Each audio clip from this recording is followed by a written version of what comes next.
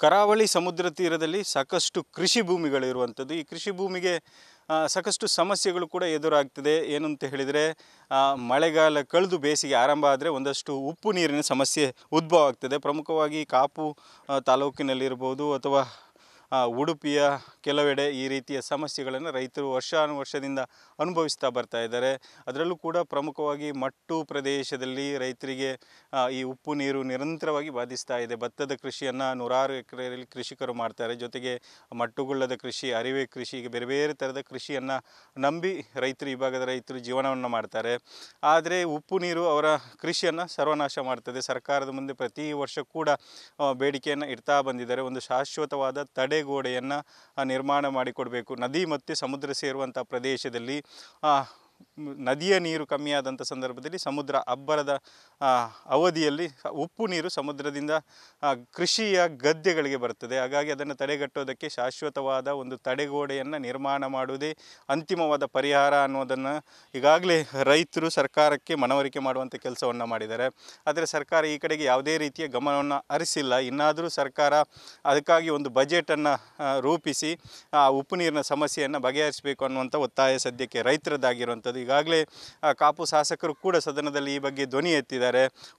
ಮಟ್ಟು ಪ್ರದೇಶದಲ್ಲಿ ಅಥವಾ ಬೇರೆ ಬೇರೆ ಕೃಷಿ ಭೂಮಿಗಳಿಗೆ, ಅದು ಸಮುದ್ರ ತೀರದಲ್ಲಿರುವಂಥ ಕೃಷಿ ಭೂಮಿಗಳಿಗೆ ಒಂದಷ್ಟು ಉಪ್ಪು ನೀರಿನ ಸಮಸ್ಯೆ ಇದೆ. ಇದಕ್ಕೆ ಸರ್ಕಾರ ಗಮನ ಹರಿಸಬೇಕು ಅನ್ನುವಂಥ ಒಂದು ಒತ್ತಾಯವನ್ನು ಕೂಡ ಮಾಡಿದ್ದಾರೆ. ಸದ್ಯ ರೈತರ ಒತ್ತಾಯವೂ ಕೂಡ ಅದೇ. ಇಷ್ಟು ವರ್ಷ ಆದರೂ ಪರಿಹಾರ ಕೊಟ್ಟಿಲ್ಲ. ಇನ್ನಾದರೂ ಉಪ್ಪು ನೀರಿನ ಸಮಸ್ಯೆಗೆ ಪರಿಹಾರ ಕಂಡುಕೊಳ್ಳುವ ಕಡೆಗೆ ಸರ್ಕಾರ ಗಮನ ಹರಿಸಲಿ ಅನ್ನೋದು ನಮ್ಮ ಆಶಯ ಕೂಡ.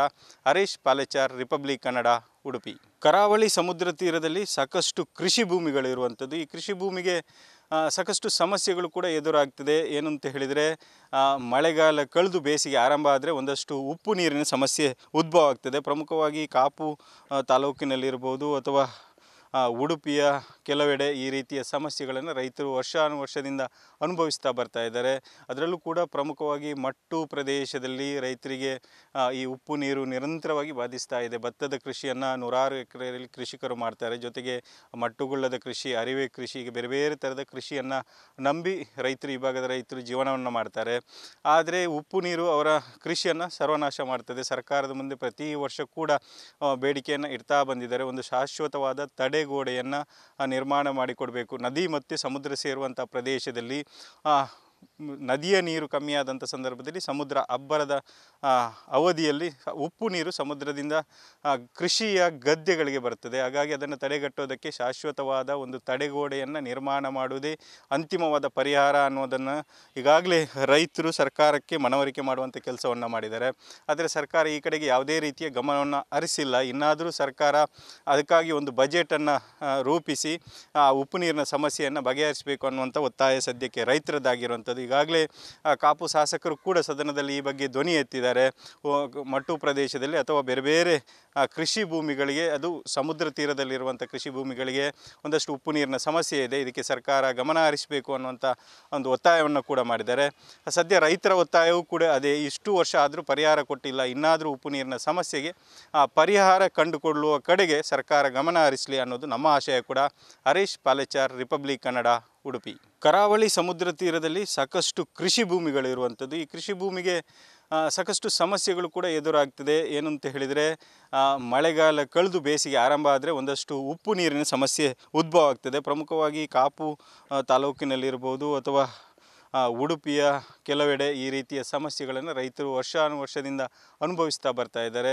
ಅದರಲ್ಲೂ ಕೂಡ ಪ್ರಮುಖವಾಗಿ ಮಟ್ಟು ಪ್ರದೇಶದಲ್ಲಿ ರೈತರಿಗೆ ಈ ಉಪ್ಪು ನೀರು ನಿರಂತರವಾಗಿ ಬಾಧಿಸ್ತಾ ಇದೆ. ಭತ್ತದ ಕೃಷಿಯನ್ನು ನೂರಾರು ಎಕರೆಯಲ್ಲಿ ಕೃಷಿಕರು ಮಾಡ್ತಾರೆ. ಜೊತೆಗೆ ಮಟ್ಟುಗುಳ್ಳದ ಕೃಷಿ, ಅರಿವೆ ಕೃಷಿ, ಹೀಗೆ ಬೇರೆ ಬೇರೆ ಥರದ ಕೃಷಿಯನ್ನು ನಂಬಿ ರೈತರು, ಈ ಭಾಗದ ರೈತರು ಜೀವನವನ್ನು ಮಾಡ್ತಾರೆ. ಆದರೆ ಉಪ್ಪು ನೀರು ಅವರ ಕೃಷಿಯನ್ನು ಸರ್ವನಾಶ ಮಾಡ್ತದೆ. ಸರ್ಕಾರದ ಮುಂದೆ ಪ್ರತಿ ವರ್ಷ ಕೂಡ ಬೇಡಿಕೆಯನ್ನು ಇಡ್ತಾ ಬಂದಿದ್ದಾರೆ. ಒಂದು ಶಾಶ್ವತವಾದ ತಡೆಗೋಡೆಯನ್ನು ನಿರ್ಮಾಣ ಮಾಡಿಕೊಡಬೇಕು. ನದಿ ಮತ್ತು ಸಮುದ್ರ ಸೇರುವಂಥ ಪ್ರದೇಶದಲ್ಲಿ ನದಿಯ ನೀರು ಕಮ್ಮಿಯಾದಂಥ ಸಂದರ್ಭದಲ್ಲಿ ಸಮುದ್ರ ಅಬ್ಬರದ ಅವಧಿಯಲ್ಲಿ ಉಪ್ಪು ನೀರು ಸಮುದ್ರದಿಂದ ಕೃಷಿಯ ಗದ್ದೆಗಳಿಗೆ ಬರ್ತದೆ. ಹಾಗಾಗಿ ಅದನ್ನು ತಡೆಗಟ್ಟೋದಕ್ಕೆ ಶಾಶ್ವತವಾದ ಒಂದು ತಡೆಗೋಡೆಯನ್ನು ನಿರ್ಮಾಣ ಮಾಡುವುದೇ ಅಂತಿಮವಾದ ಪರಿಹಾರ ಅನ್ನೋದನ್ನು ಈಗಾಗಲೇ ರೈತರು ಸರ್ಕಾರಕ್ಕೆ ಮನವರಿಕೆ ಮಾಡುವಂಥ ಕೆಲಸವನ್ನು ಮಾಡಿದ್ದಾರೆ. ಆದರೆ ಸರ್ಕಾರ ಈ ಕಡೆಗೆ ಯಾವುದೇ ರೀತಿಯ ಗಮನವನ್ನು ಹರಿಸಿಲ್ಲ. ಇನ್ನಾದರೂ ಸರ್ಕಾರ ಅದಕ್ಕಾಗಿ ಒಂದು ಬಜೆಟನ್ನು ರೂಪಿಸಿ ಉಪ್ಪು ನೀರಿನ ಸಮಸ್ಯೆಯನ್ನು ಬಗೆಹರಿಸಬೇಕು ಅನ್ನುವಂಥ ಒತ್ತಾಯ ಸದ್ಯಕ್ಕೆ ರೈತರದ್ದಾಗಿರುವಂಥದ್ದು. ಈಗಾಗಲೇ ಕಾಪು ಶಾಸಕರು ಕೂಡ ಸದನದಲ್ಲಿ ಈ ಬಗ್ಗೆ ಧ್ವನಿ ಎತ್ತಿದ್ದಾರೆ. ಮಟ್ಟು ಪ್ರದೇಶದಲ್ಲಿ ಅಥವಾ ಬೇರೆ ಬೇರೆ ಕೃಷಿ ಭೂಮಿಗಳಿಗೆ, ಅದು ಸಮುದ್ರ ತೀರದಲ್ಲಿರುವಂಥ ಕೃಷಿ ಭೂಮಿಗಳಿಗೆ ಒಂದಷ್ಟು ಉಪ್ಪು ನೀರಿನ ಸಮಸ್ಯೆ ಇದೆ, ಇದಕ್ಕೆ ಸರ್ಕಾರ ಗಮನ ಹರಿಸಬೇಕು ಅನ್ನುವಂಥ ಒಂದು ಒತ್ತಾಯವನ್ನು ಕೂಡ ಮಾಡಿದ್ದಾರೆ. ಸದ್ಯ ರೈತರ ಒತ್ತಾಯವೂ ಕೂಡ ಅದೇ, ಇಷ್ಟು ವರ್ಷ ಆದರೂ ಪರಿಹಾರ ಕೊಟ್ಟಿಲ್ಲ, ಇನ್ನಾದರೂ ಉಪ್ಪು ನೀರಿನ ಸಮಸ್ಯೆಗೆ ಪರಿಹಾರ ಕಂಡುಕೊಳ್ಳುವ ಕಡೆಗೆ ಸರ್ಕಾರ ಗಮನ ಹರಿಸಲಿ ಅನ್ನೋದು ನಮ್ಮ ಆಶಯ ಕೂಡ. ಹರೀಶ್ ಪಾಲೆಚಾರ್, ರಿಪಬ್ಲಿಕ್ ಕನ್ನಡ, ಉಡುಪಿ. ಕರಾವಳಿ ಸಮುದ್ರ ತೀರದಲ್ಲಿ ಸಾಕಷ್ಟು ಕೃಷಿ ಭೂಮಿಗಳಿರುವಂಥದ್ದು. ಈ ಕೃಷಿ ಭೂಮಿಗೆ ಸಾಕಷ್ಟು ಸಮಸ್ಯೆಗಳು ಕೂಡ ಎದುರಾಗ್ತದೆ. ಏನು ಅಂತ ಹೇಳಿದರೆ, ಮಳೆಗಾಲ ಕಳೆದು ಬೇಸಿಗೆ ಆರಂಭ ಆದರೆ ಒಂದಷ್ಟು ಉಪ್ಪು ನೀರಿನ ಸಮಸ್ಯೆ ಉದ್ಭವ ಆಗ್ತದೆ. ಪ್ರಮುಖವಾಗಿ ಕಾಪು ತಾಲೂಕಿನಲ್ಲಿರ್ಬೋದು ಅಥವಾ ಉಡುಪಿಯ ಕೆಲವೆಡೆ ಈ ರೀತಿಯ ಸಮಸ್ಯೆಗಳನ್ನು ರೈತರು ವರ್ಷಾನುವರ್ಷದಿಂದ ಅನುಭವಿಸ್ತಾ ಬರ್ತಾ ಇದ್ದಾರೆ. ಅದರಲ್ಲೂ ಕೂಡ ಪ್ರಮುಖವಾಗಿ ಮಟ್ಟು ಪ್ರದೇಶದಲ್ಲಿ ರೈತರಿಗೆ ಈ ಉಪ್ಪು ನೀರು ನಿರಂತರವಾಗಿ ಬಾಧಿಸ್ತಾ ಇದೆ. ಭತ್ತದ ಕೃಷಿಯನ್ನು ನೂರಾರು ಎಕರೆಯಲ್ಲಿ ಕೃಷಿಕರು ಮಾಡ್ತಾರೆ. ಜೊತೆಗೆ ಮಟ್ಟುಗುಳ್ಳದ ಕೃಷಿ, ಅರಿವೆ ಕೃಷಿ, ಹೀಗೆ ಬೇರೆ ಬೇರೆ ಥರದ ಕೃಷಿಯನ್ನು ನಂಬಿ ರೈತರು, ಈ ಭಾಗದ ರೈತರು ಜೀವನವನ್ನು ಮಾಡ್ತಾರೆ.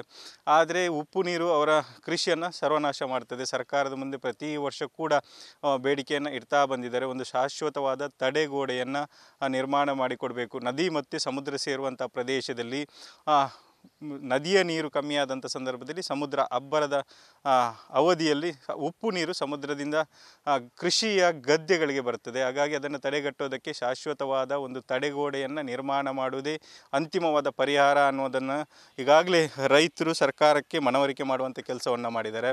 ಆದರೆ ಸರ್ಕಾರ ಈ ಕಡೆಗೆ ಯಾವುದೇ ರೀತಿಯ ಗಮನವನ್ನು ಹರಿಸಿಲ್ಲ. ಇನ್ನಾದರೂ ಸರ್ಕಾರ ಅದಕ್ಕಾಗಿ ಒಂದು ಬಜೆಟನ್ನು ರೂಪಿಸಿ ಉಪ್ಪು ನೀರಿನ ಸಮಸ್ಯೆಯನ್ನು ಬಗೆಹರಿಸಬೇಕು ಅನ್ನುವಂಥ ಒತ್ತಾಯ ಸದ್ಯಕ್ಕೆ ರೈತರದ್ದಾಗಿರುವಂಥದ್ದು. ಈಗಾಗಲೇ ಕಾಪು ಶಾಸಕರು ಕೂಡ ಸದನದಲ್ಲಿ ಈ ಬಗ್ಗೆ ಧ್ವನಿ ಎತ್ತಿದ್ದಾರೆ.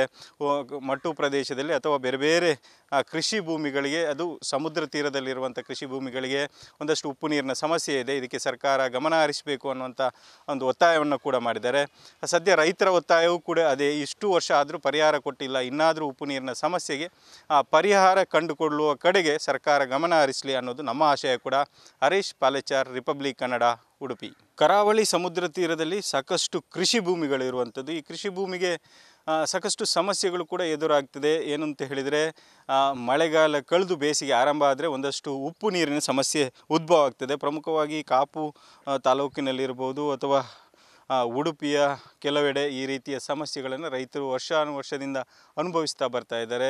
ಅದರಲ್ಲೂ ಕೂಡ ಪ್ರಮುಖವಾಗಿ ಮಟ್ಟು ಪ್ರದೇಶದಲ್ಲಿ ರೈತರಿಗೆ ಈ ಉಪ್ಪು ನೀರು ನಿರಂತರವಾಗಿ ಬಾಧಿಸ್ತಾ ಇದೆ. ಭತ್ತದ ಕೃಷಿಯನ್ನು ನೂರಾರು ಎಕರೆಯಲ್ಲಿ ಕೃಷಿಕರು ಮಾಡ್ತಾರೆ. ಜೊತೆಗೆ ಮಟ್ಟುಗುಳ್ಳದ ಕೃಷಿ, ಅರಿವೆ ಕೃಷಿ, ಹೀಗೆ ಬೇರೆ ಬೇರೆ ಥರದ ಕೃಷಿಯನ್ನು ನಂಬಿ ರೈತರು, ಈ ಭಾಗದ ರೈತರು ಜೀವನವನ್ನು ಮಾಡ್ತಾರೆ.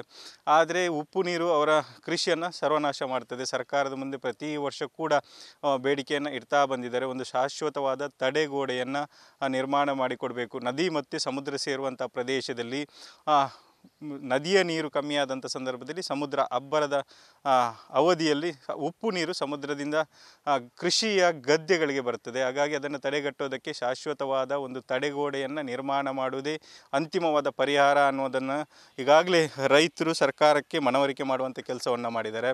ಆದರೆ ಸರ್ಕಾರ ಈ ಕಡೆಗೆ ಯಾವುದೇ ರೀತಿಯ ಗಮನವನ್ನು ಹರಿಸಿಲ್ಲ. ಇನ್ನಾದರೂ ಸರ್ಕಾರ ಅದಕ್ಕಾಗಿ ಒಂದು ಬಜೆಟನ್ನು ರೂಪಿಸಿ ಉಪ್ಪು ನೀರಿನ ಸಮಸ್ಯೆಯನ್ನು ಬಗೆಹರಿಸಬೇಕು ಅನ್ನುವಂಥ ಒತ್ತಾಯ ಸದ್ಯಕ್ಕೆ ರೈತರದ್ದಾಗಿರುವಂಥದ್ದು. ಈಗಾಗಲೇ ಕಾಪು ಶಾಸಕರು ಕೂಡ ಸದನದಲ್ಲಿ ಈ ಬಗ್ಗೆ ಧ್ವನಿ ಎತ್ತಿದ್ದಾರೆ.